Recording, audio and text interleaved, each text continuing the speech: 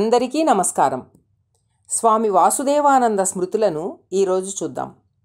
నవకాళిలో వరద నివారణ కార్యక్రమంలో ఉన్న సమయంలో ఒకరోజు నేను మాతృదేవితో, అమ్మా, ఎక్కడెక్కడో తిరిగి రావాల్సి ఉంది, మీరు కూడా దగ్గరలో లేరు. సంశయమో మనోచాంచల్యమో కలిగినప్పుడు ఎవరిని ఆశ్రయించాలో తెలియటం లేదు. అలాంటి సమయంలో ఏం చెయ్యాలి?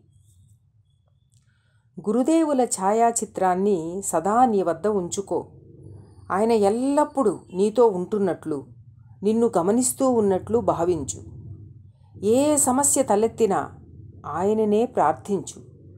ఆ సమస్యకు పరిష్కారాన్ని నీ మనస్సుకు ఆయనే స్ఫురింపచేయటం నువ్వు చూస్తావు. ఆయన అంతర్యామి కదా. కానీ మనస్సు ఎప్పుడూ బాహ్యముఖంగా ఉండటం వల్ల అది అంతర్ముఖం కాదు. అందువల్ల ఆయనను బాహ్యంగా వెతుకుతూ తిరుగుతుంది.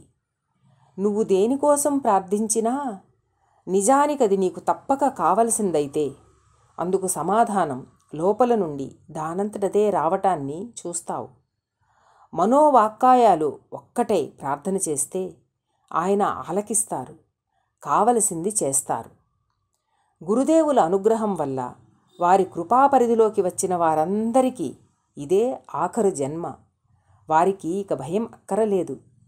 వారినందరినీ అద్భుతంగా మాయ నుండి ఆయనే విడిపిస్తారు. వారు మట్టిగడ్డతోనే మట్టిగడ్డను పగలగొడతారు.